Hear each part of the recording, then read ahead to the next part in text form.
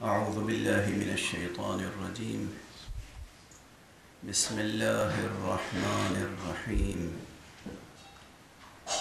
الحمد لله رب العالمين، والصلاة والسلام على أشرف الخلائق أجمعين، سيدنا وسيد الأولين والآخرين، حبيبنا وحبيب إله العالمين، إمام المرسلين وخاتم النبيين، أبي القاسم المصطفى محمد. اللهم صل على محمد وآل محمد وعلى أهل بيته الطيبين الطاهرين الهداة المهديين المعصومين المظلومين، واللعنة الدائمة على أعداء الدين أجمعين.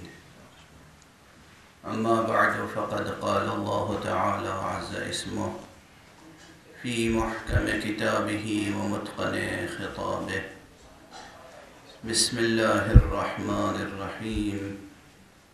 حاميم والقرآن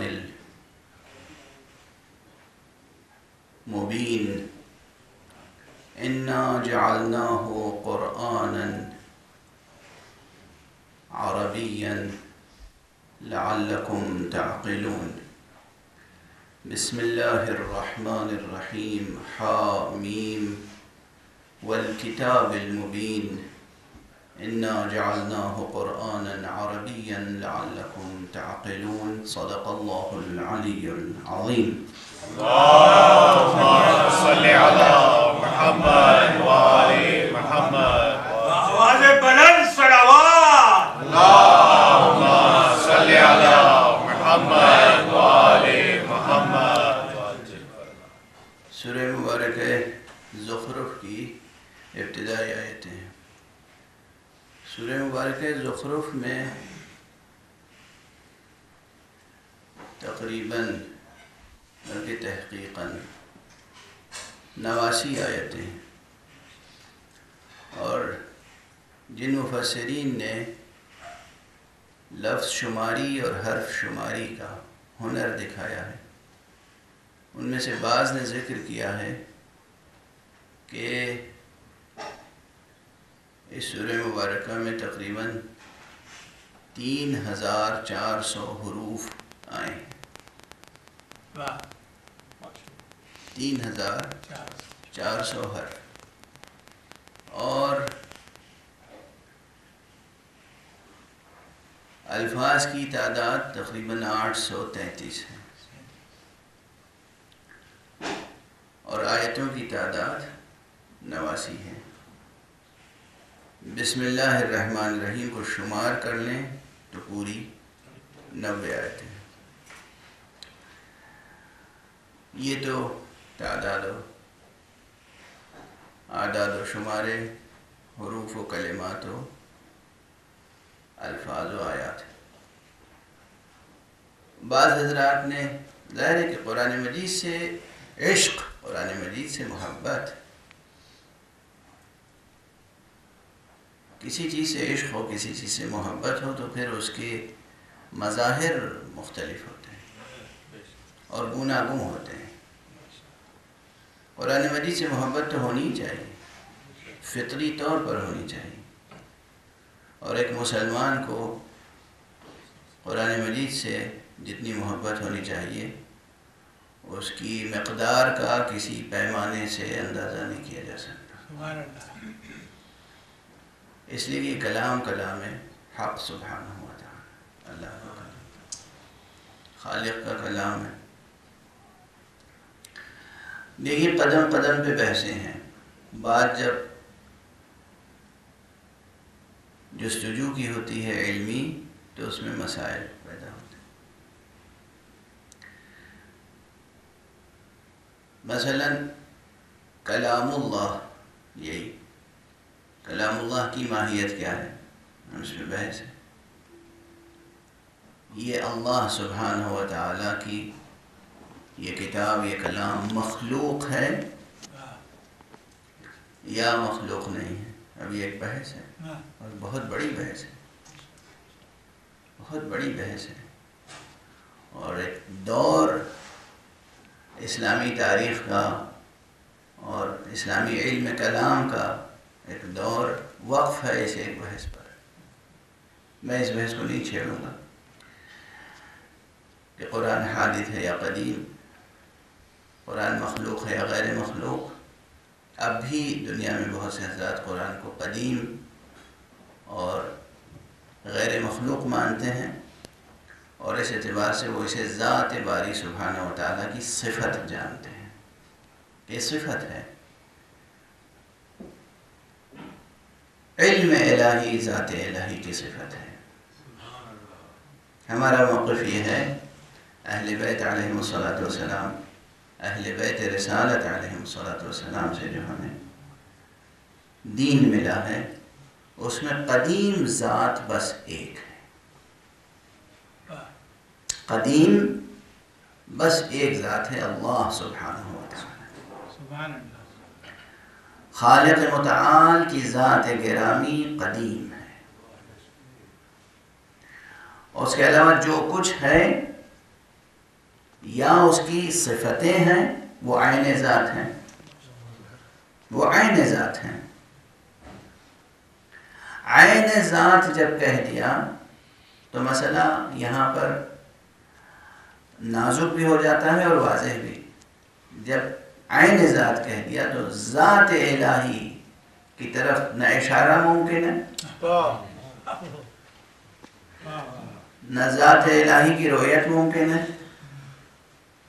تو وہ علم جو صفت ذات گرامی حق سبحانہ و تعالی ہے، وہ تو عین ذات ہے، بے شک وہ عین ذات ہے۔ تو تعدد نہیں، عین ذات ہونے کے معنی تعدد نہیں ہے۔ پھر ہم یہ گن کے نہیں کہہ سکتے کہ 8 قدیم ہیں یا 9 قدیم ہیں یا 2 قدیم ہیں، ایک ذات قدیم ہے، ذات ایک ہے، اس کا نام ہے اللہ۔ اسی ذات کی حقیقت میں علم ہے، یعنی ذات اور صفت اس طرح ایک ہے کہ چاہے تو اسے علم کہیے، چاہے اللہ کہیے، چاہے اسے قدرت کہیے، چاہے اللہ کہیے، چاہے اسے حیات کہیے، چاہے اللہ کہیے۔ حیات صفت ذاتی حق سبحانہ و تعالی، قدرت حق صفت ذاتی حق سبحانہ و تعالی، علم حق صفت ذاتی حق سبحانہ و تعالی۔ باقی تمام کائنات بشمول حضرت ختمی مرتبت محمد مصطفیٰ صلی اللہ علیہ وسلم، لوح و قلم و کرسی و عرش و ملائکہ و انبیاء و مرسلین و زمین و آسمان، سماوات و ارضین، سب کچھ مخلوق ہے، خالق وہ ایک سے زیادہ خالق نہیں ہے، ایک سے زیادہ قدیم، وہی قدیم ہے۔ اب یہ جو میرے ہاتھ میں ہے یہ قدیم ہے؟ نہیں۔ یہ کلام جو ان چند صفحات کے اندر محدود ہے، معدود ہے، جس کے حروف ہم گن لیتے ہیں، جس کے کلمات گن لیتے ہیں، جس کے زیر زبر گن لیتے ہیں، یہ محدود و معدود، یہ کلام یہ قدیم نہیں ہے، اس کا کلام ہے، مخلوق ہے، وہ خالق ہے، یہ مخلوق ہے، وہ قدیم ہے، یہ اس کی مخلوق ہونے کی حیثیت سے حادث ہے، اور اس میں جس چیز کا اظہار ہوا ہے وہ علم الہی ہے کہ جو ذات الہی کے ساتھ متحد ہے، جو عین ذات الہی ہے۔ چونکہ خود یہ کلام کلام باری سبحانہ و تعالی ہے، اس لیے یہ ہمارے لیے ہر اعتبار سے عزیز و محترم ہے، اور ہمیں اس سے محبت ہے اور ہونی چاہیے۔ ایک مسلمان کو قرآن مجید سے محبت ہونی چاہیے۔ یہ ایک نقطہ نظر ہے۔ دوسرا نقطہ نظر وہ ہے کہ جو بہت سے مسلمان کہتے ہیں کہ یہ قدیم ہے، ہم اس بحث پہ زیادہ گفتگو نہیں کرنا چاہیں گے۔ اس پر ہم اور وہ سب متفق ہیں کہ یہ کلام کلام اللہ ہے، اس نسبت میں کوئی خلل نہیں ہے۔ کلام کلام اللہ وہ بھی کہتے ہیں، کلام کلام اللہ ہم بھی کہتے ہیں۔ یہ غیر حق کا کلام نہیں ہے، غیر اللہ کا کلام نہیں ہے، کلام بشر نہیں ہے، کلام نبی نہیں ہے، کلام ملک نہیں ہے،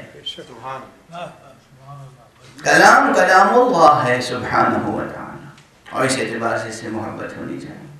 تو جب محبت کلام حق سبحانہ و تعالی سے ہے اور رہی ہے مسلمانوں کو، تو آپ دیکھیں کہ قرآن مجید کے ساتھ کس قدر شوق و شغف کا اظہار کیا ہے۔ جس کو جس فن میں کمال حاصل رہا ہے، اس نے اپنے کمال کی روشنی میں قرآن کی خدمت کی ہے۔ مثلا آپ میوزیمز میں جائیں، کتاب خانوں میں جائیں، لائبریریز میں، تو آپ کو قرآن مجید کے ایک سے ایک نفیس نسخے ملیں گے۔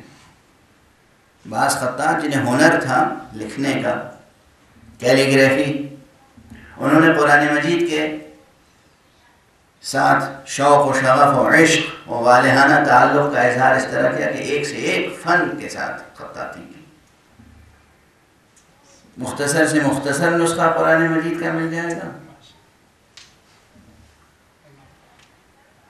اور مفصل سے مفصل طویل تر نسخہ، بڑے سے بڑا نسخہ مل جائے گا، چھوٹے سے چھوٹا نسخہ مل جائے گا، خطوط کی قسمیں، کیلیگرافی کی قسمیں۔ اور پھر لوگوں نے جب شمار کرنا شروع کیا تو قرآن مجید میں کتنے زبر آئے ہیں، پورے قرآن میں کتنے زیر آئے ہیں، کتنے پیش آئے ہیں، کتنے سکون ہیں، کتنے الف ہیں، کتنی بار بے کا حرف آیا ہے، 28 حروف یا 29 حروف میں سے ہر حرف کی کو شمار کیا انہوں نے۔ یہ سب فنون ہیں، اور ان سب جن لوگوں نے بھی یہ خدمتیں انجام دی انہیں اس کا ثواب ملے گا انشاءاللہ۔ اور قرآن مجید کے ہر حرف و ہر حرکت و ہر سکون کے ساتھ یقیناً ایک نہیں ایک سے زیادہ ابواب علم بھی وابستہ ہیں۔ جس قدر آپ قرآن مجید میں غور کریں گے، جس قدر آپ اس کے قریب جائیں گے، جتنا اس سے مانوس ہوں گے، آپ کا نفس نورانی ہوگا، آپ کی روح روشن ہوگی، آپ کا ذہن منور ہوگا، اور آپ کے اوپر علم الہی کے ابواب کھلتے چلے جائیں گے۔ یہ سورہ مبارکہ جن کو میں نے کل عرض کیا تھا کہ آل حامیم ہے، ذات حامیم، ذوات حامیم، یہ 7 سورے ہیں۔ ایک نادر قول یہ بھی ہے کہ دراصل 8 سورے تھے، یعنی سورہ مبارکہ غافر سے پہلے جو سورہ ہے سورہ زمر، اس میں بھی وہ آغاز اس کا حامیم سے تھا۔ اب ظاہر ہے یہ قول سیوطی نے نقل کیا ہے۔ اس وقت جو ہمارے سامنے قرآن مجید ہے، اس میں سورہ مبارکہ زمر شروع ہوتا ہے بسم اللہ الرحمن الرحیم، تنزیل الکتاب من اللہ العزیز الحکیم۔ اس میں حامیم نہیں، اور ظاہر تمام امت کا اب اسی پر اجماع ہے۔ اب اگر کوئی شخص کہے کہ جناب سیوطی نے یہ لکھا ہے، توجہ فرما رہے ہیں جلال الدین سیوطی اتقان میں، یا علوم القرآن میں جن لوگوں نے خدمتیں کی ہیں، برہان فی علوم القرآن اس کتاب میں بھی ہے، اور بعض کتابوں میں ہے کہ صاحب سورہ زمر میں بسم اللہ الرحمن الرحیم کے بعد حامیم تھا، آج نہیں ہے۔ تو کیا یہ قول قبول کیا جائے گا اور یہ تسلیم کیا جائے گا کہ قرآن مجید میں کوئی تحریف ہوئی؟ خیال رہے کہ خدا کا شکر ہے یہ قول ہمارے یہاں موجود نہیں ہے۔ وعلیکم السلام۔ میں تمام شاذ و نادر اقوال کی طرف بھی اشارہ کرتا چلا جاتا ہوں، اور اس کی وجہ یہ ہے کہ آج کل بطور خاص انٹرنیٹ کے فیضان سے کوئی چیز پوشیدہ نہیں ہے کسی سے، نوجوانوں سے، طالب علموں سے، ریسرچر سے جو تحقیق کا ذوق رکھتے ہیں، ان سے کوئی چیز پوشیدہ نہیں۔ تو اسے بہتر ہے کہ بیان کر دیا جائے، اشارہ کر دیا جائے، اور اگر کوئی اعتراض وارد ہونے والا ہو تو اس کا جواب دے دیا جائے۔ قرآن مجید میں کوئی تحریف نہیں ہوئی، اس پر اجماع امت اسلامیہ، آپس میں ایک دوسرے پر بھی الزام تراشی کی ضرورت نہیں ہے۔ کوئی فرقہ کوئی مسلک کسی دوسرے فرقے اور کسی دوسرے مسلک کے ساتھ کہے تم قائل ہو تحریف کے، وہ کہیں تم قائل ہو تحریف کے، وہ کہیں تمہاری کتابوں میں تحریف کی روایتیں، وہ کہیں تمہاری کتابوں میں تحریف کی روایتیں، اس سے کوئی فائدہ ہونے والا نہیں ہے۔ اس سے ہم کمزور ہوں گے، دشمن قوی ہوگا۔ یہ قرآن ہے ہر تحریف سے محفوظ۔ اس وقت جو ان دو تفتیوں کے درمیان ہے یہ کلام اللہ ہے، یہ وہ کلام ہے جو حق سبحانہ و تعالیٰ کی جانب سے حضرت جبرائیل کے واسطے سے قلب مبارک مصطفیٰ صلی اللہ علیہ وآلہ وسلم،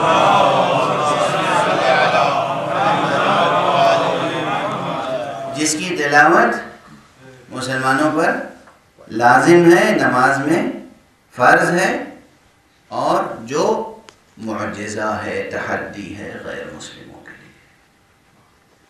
یعنی یہ وہ کلام ہے جو بعنوان اعجاز، بعنوان تحدی، بعنوان معجز محفوظ ہے قیامت تک کے لیے۔ ٹھیک ہے، اس میں جو سورے ہیں، سوروں کی تقسیم 114 سورے ہیں۔ یہ 114 کی تقسیم اللہ سبحانہ و تعالیٰ کی طرف سے ہے۔ سوروں میں کس سورے میں کتنی آیتیں ہیں یہ ترتیب اللہ سبحانہ و تعالیٰ کی طرف سے ہے، اور رسول اللہ صلی اللہ علیہ وآلہ وسلم نے اپنی حیات طیبہ میں اس قرآن مجید کو مدون کروا دیا تھا۔ اس کے بعد کسی نے اسے مدون نہیں کیا ہے۔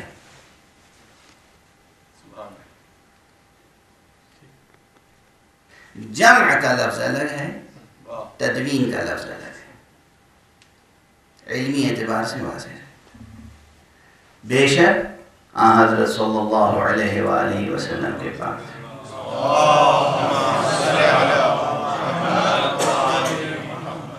وصی مصطفیٰ امیر المؤمنین امام المتقین علی بن ابی طالب علیہ السلام نے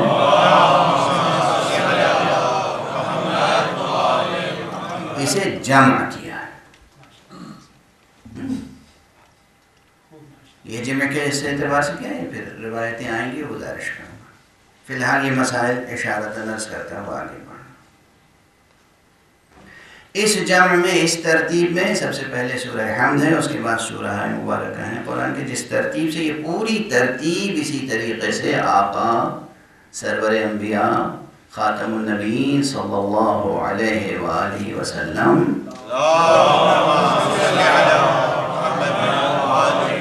کتاب اسی طرح سے امت کے حوالے کر کے گئے ہیں۔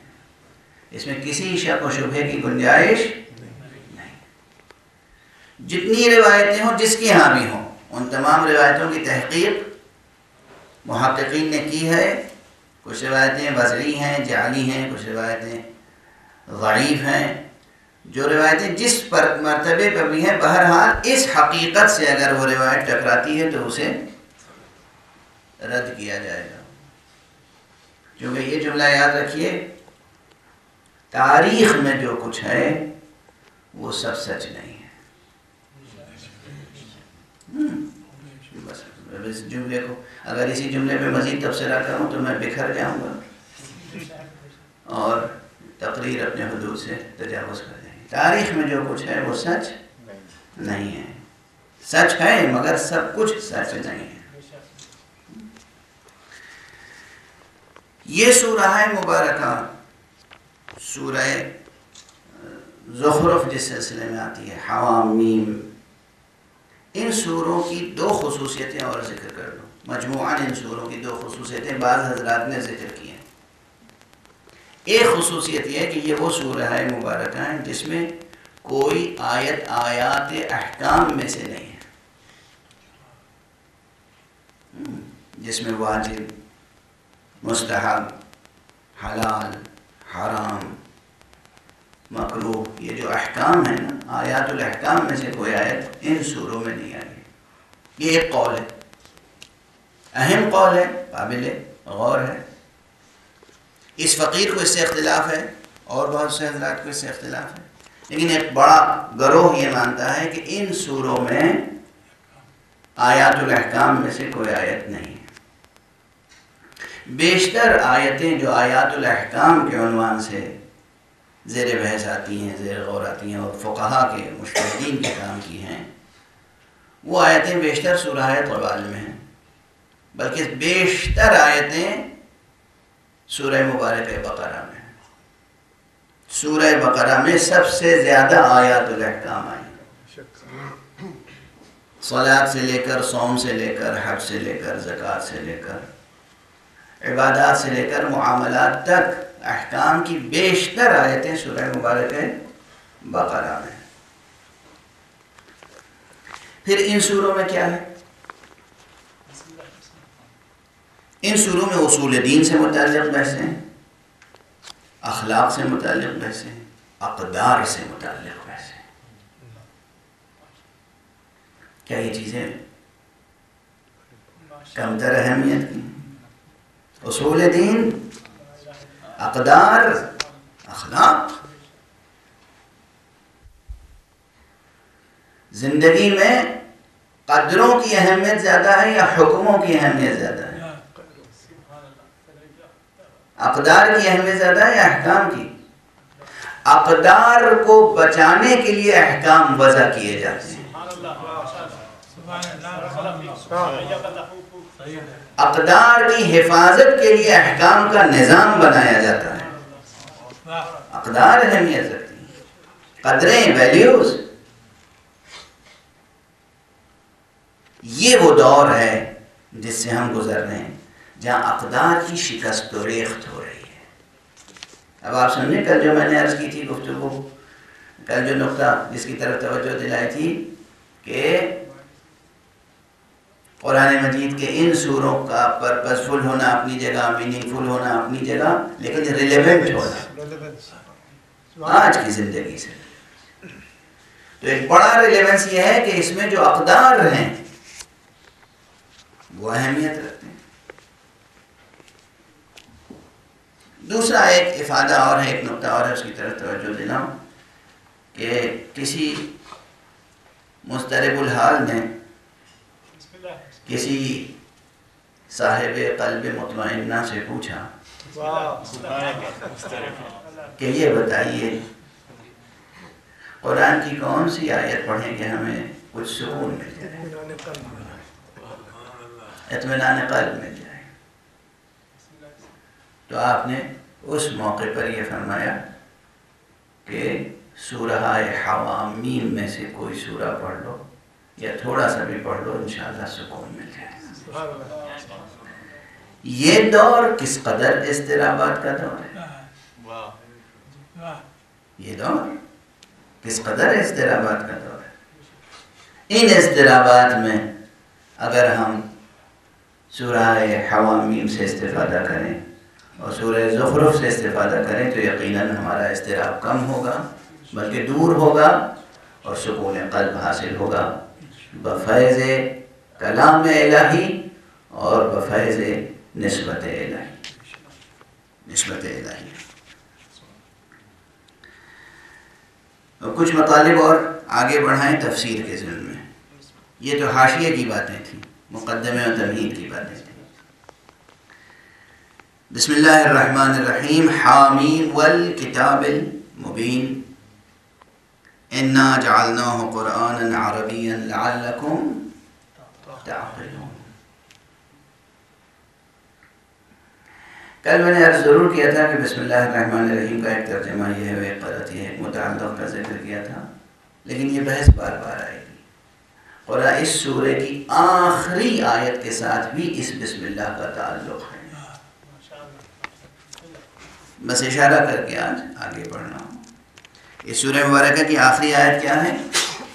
فاصفح عنہم وقل سلام فسوف یعلمون. اس بسم اللہ کا ایک متعلق اس آخری آیت میں بھی تلاش کیا جا سکتا ہے، لیکن کل بحث لفظ قرآن پر آ کر ٹھہر گئی تھی.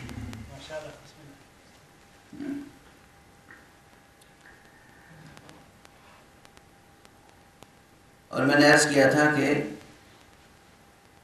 اس سورے کی تفسیر کے ضمن میں علوم القرآن میں سے بیشتر علوم سے ہمیں مدد لینی پڑے گی.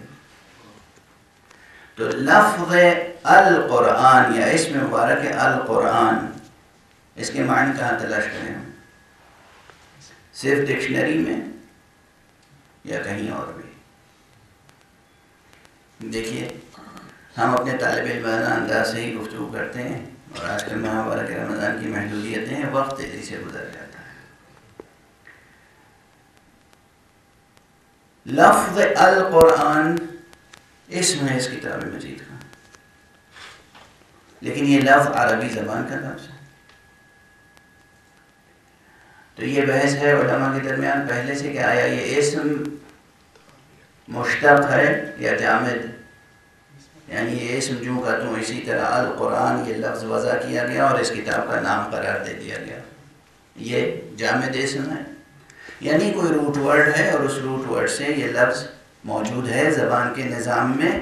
زبان کی بنیادی جو ساخت ہے، جو لغت ہے، اس میں یہ لفظ موجود ہے اور اس لفظ کو مخصوص کر دیا گیا اس کتاب عظیم سے.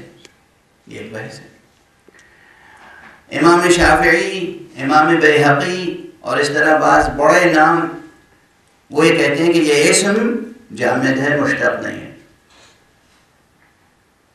اور یہ اسم علم ہے اس کتاب کے لیے. جس طرح مثال دیتے ہیں، جس طرح تورات اور انجیل بھی اسم ہے اور جامد ہے اور وہ اسم علم ہے ان کتابوں کے لیے.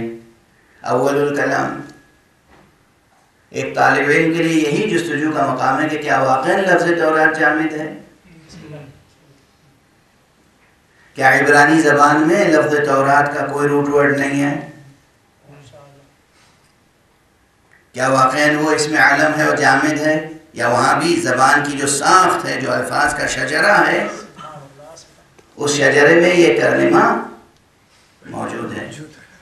واضح ہے نہیں؟ اسی طرح لفظ انجیل 12 یہ اول الکلام. دوسری بات یہ کہ جمہور علماء نے، اس میں مسلک کا فرق نہیں ہے، جمہور علماء نے اس قول کو قبول نہیں کیا. بیشتر علماء یہ کہتے ہیں، علماء محققین، کہ لفظ القرآن مشتق ہے، اسم ہے اس کے لیے جو مشتق ہے. زبان کے شجرہ زبان میں، شجرہ لغت میں یہ ثمرہ پہلے سے موجود تھا، یہ لفظ پہلے سے موجود تھا.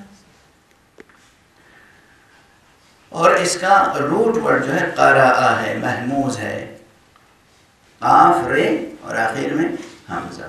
قرأ جس سے قرأت ہے، قراءت ہے، پڑھنا. اور اس سے القرآن مصدر ہے بمعنی المقروء، یعنی یہ مصدر ہے بمعنی مفعول، یعنی پڑھی ہوئی کتاب. ٹھیک ہے نا؟ اب میں یہ مطالب کیوں عرض کر رہا ہوں؟ یہ مکتبی مباحث ہیں، یہ اسٹوڈنٹس بیٹھ کے کلاس روم میں کرتے ہیں، یہاں آپ کے سامنے لانے کی ضرورت کیا ہے؟ پہلی بات آپ جانتے ہیں میرا رویہ کہ میں ممبر کا رشتہ مدرسے سے مضبوط رکھنا چاہتا ہوں. اگر ممبر کا رشتہ ممبر کا رشتہ مدرسے سے مضبوط نہیں رہا تو پھر ممبر پر جس طرح کی گفتگو ہوگی وہ اس کے لیے میرے پاس مناسب الفاظ نہیں ہیں. وہی جو عرض کیا کرتا ہوں کہ اس قوم کو ڈوبایا ہے کس چیز نے؟ سفینہ ملت کا غرق کر دیا دو چیزوں نے، نری شاعری اور کھوکھلی خطابت. کھوکھلی خطابت کسے کہتے ہیں؟ کھوکھلی خطابت وہ کہ جس میں مغالطوں سے کام لیا جائے، مغالطے سے کام لیا جائے، بے برہان، بے دلیل، بے منطق کی گفتگو، جس میں کوئی منطقی اسلوب نہ برتا گیا ہو۔ بہرحال لیکن اس میں اس سے بڑھ کر مطالب ہیں۔ پڑھی ہوئی کتاب، یہ کیا نام ہوا؟ کوئی تو پڑھ چکا ہے۔ اس میں تہ در تہ مطالب ہیں، فلسفیانہ عمق ہے، حکیمانہ عمق ہے، اور کمالات کا ایک فضائل و مناقب و کمالات کا ایک باب ہے، کمالات کے افلاک ہیں۔ پڑھی ہوئی کتاب، پہلے لفظ قراءہ، القراءہ، اس پر غور کرنے اور اپنی مادری زبان سے گفتگو شروع کریں۔ اردو میں پڑھنا ایک مصدر ہے نا، خود پڑھنا کے کتنے معنی ہیں؟ پڑھنا کے کتنے معنی ہیں؟ ایک ہے پڑھنا یعنی کلام کسی کا اور کوئی اور اپنی زبان سے دوہرا رہا ہے، اسے بھی کہتے ہیں پڑھنا۔ جیسے آپ مرثیہ پڑھتے ہیں، مرثیہ کسی کا ہے، پڑھتے آپ ہیں، زبان سے دہرانا۔ ایک معنی ہے کہ کوئی لکھی ہوئی تحریر پڑھنا، یہ ایک معنی ہے۔ ایک معنی ہے کوئی سبق پڑھنا، چاہے وہ لکھا ہوا ہو یا لکھا ہوا نہ ہو۔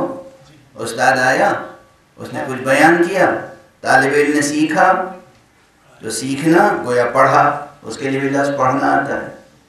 توجہ فرمائیں آپ، یہ سب معنی الگ الگ گنے جائیں گے۔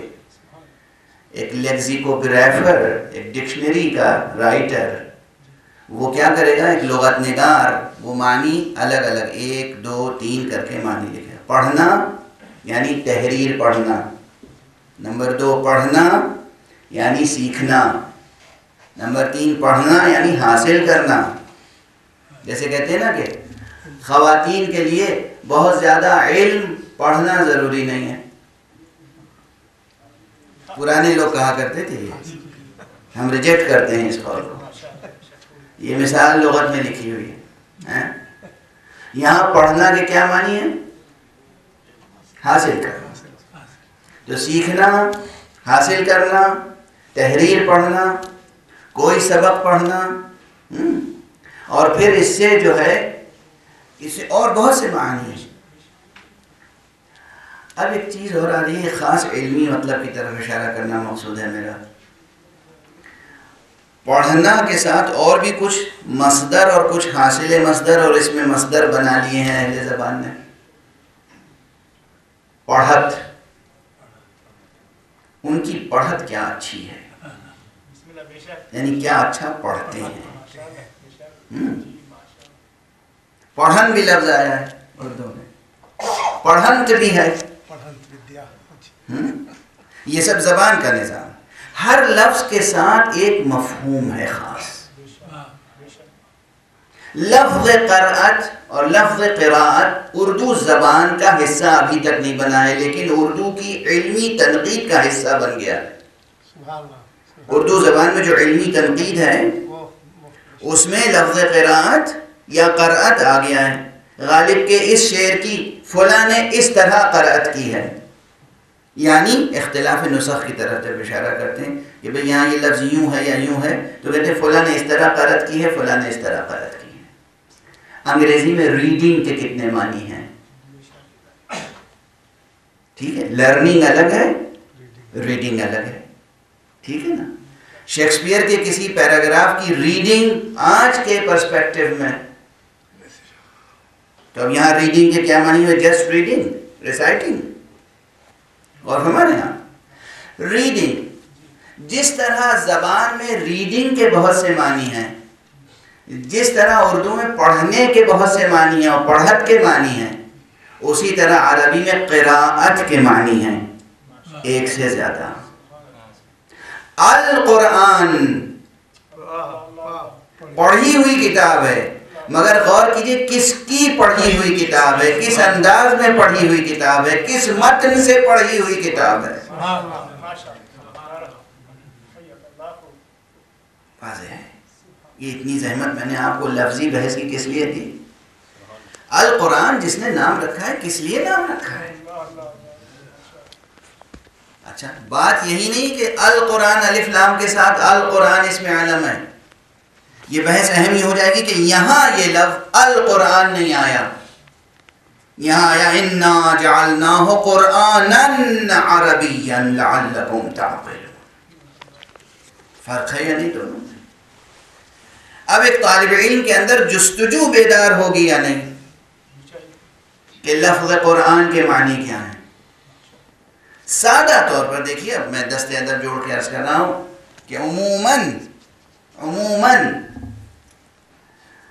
اب ہمارے ہاں ممبروں کا انداز یہ ہو گیا ہے کہ غور کرتے ہیں کہ اس مجمع میں بیٹھا ہوا علمی اعتبار سے سب سے کمزور آدمی کون ہوگا, اس کے لحاظ سے گفتگو کی جاتی ہے کہ آپ کیا پسند کرتے ہیں, بس آپ کی پسند کی بات کہہ کے آگے بڑھ جائیں.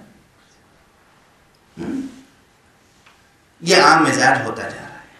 اس فقیر کا یہ مزاج کر بھی نہیں رہا. آنے والا جس بھی مبلغ علم کا ہو, ہمیں گفتگو وہ کرنی چاہیے جو ممبر سے مناسبت رکھتی ہے.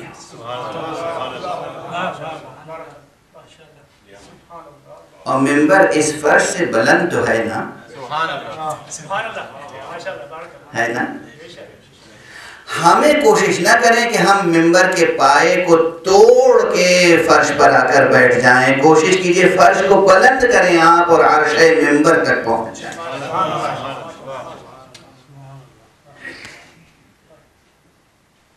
ہم سب آگے بڑھیں.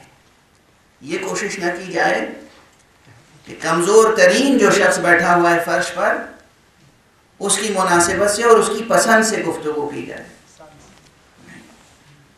پھر معاشرے کا حشر کیا ہوگا؟ پھر تو کوئی بحث قرآن مجید تک پہنچے ہی نہیں.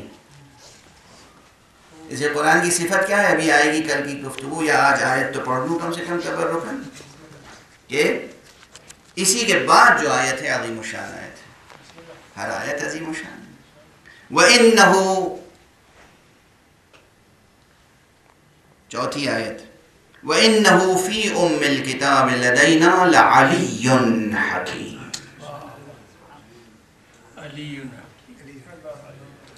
اِنَّا جَعَلْنَاهُ قُرْآنًا, ہم نے اسے قرار دیا ہے قرآن, عربیًا, عربی, لَعَلَّكُمْ تَعْقِلُونَ, تاکہ تم تعقل کرو, تم سمجھو, تمہاری ذہن کی اور فکر کی اور روح کی آسودگی کا سامان ہو. اور کیا ہے؟ وَإِنَّهُ, اور در حقیقت وہ, فی ام الکتاب, ام الکتاب میں, لدینا, ہمارے پاس, لعلی حکیم. یہ علی و حکیم ہے. یہ قرآن علی و حکیم ہے.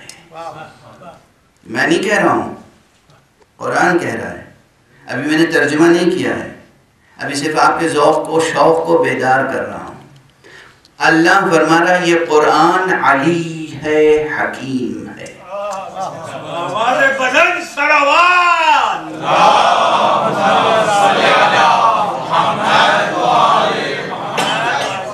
یہ قرآن کے الفاظ ہیں. قرآن میں اللہ سبحانہ و تعالی قرآن کا تعارف کرا رہا ہے, وہ کہہ رہا ہے قرآن کیا ہے؟ قرآن علی ہے اور حکیم. آج کا وقت تمام ہوا. ایک جملے پہ گفتگو سمیٹتا ہوں اور پھر کل تک کی گفتگو آگے بڑھے.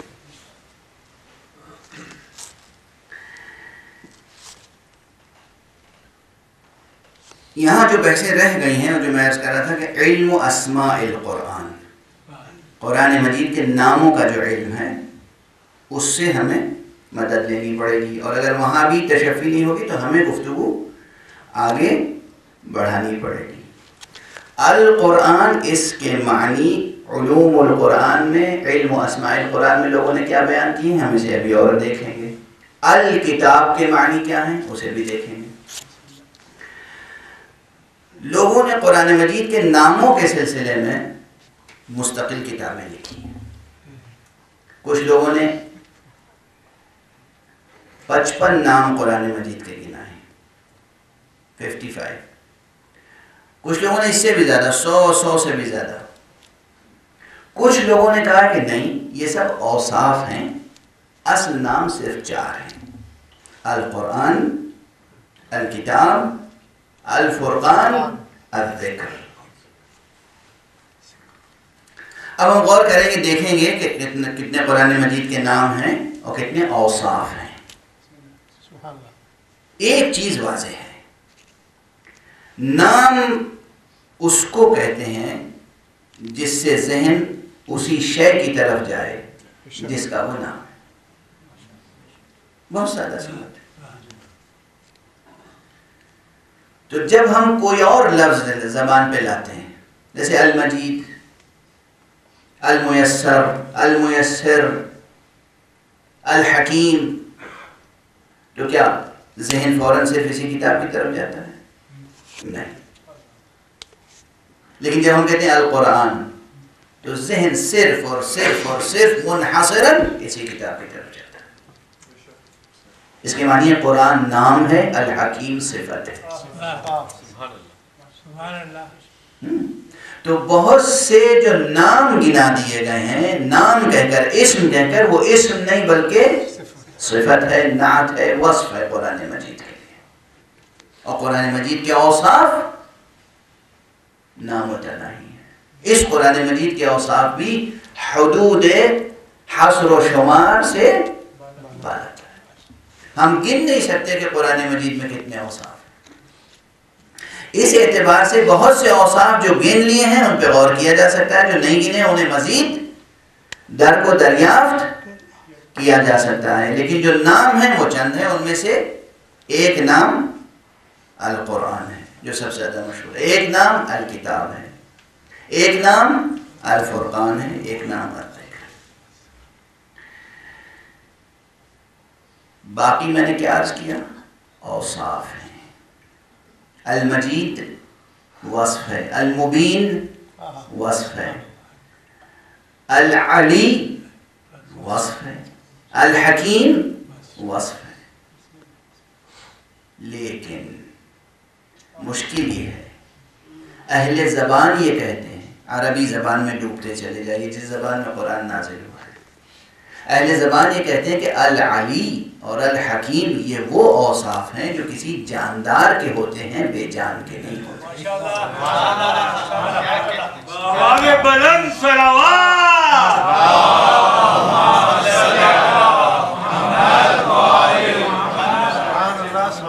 میں قیاس سے کام نہیں لے رہا ہوں، کوئی قیاس نہیں، کوئی مغالطہ نہیں، میں زبان، اصول زبان، قواعد زبان کو سامنے رکھ کے گفتگو کر رہا ہوں، مستند ترین علماء کی اور محققین کی رائے سامنے رکھ کر، مستند ترین علماء جو علماء علوم قرآن ہیں اور جو محققین لغت عرب ہیں، وہ کہتے ہیں کہ علی اور حکیم یہ وہ اوصاف ہیں جو کسی زندہ ذی روح وجود کے لیے استعمال ہوتے ہیں، بے جان کے لیے استعمال نہیں ہوتے۔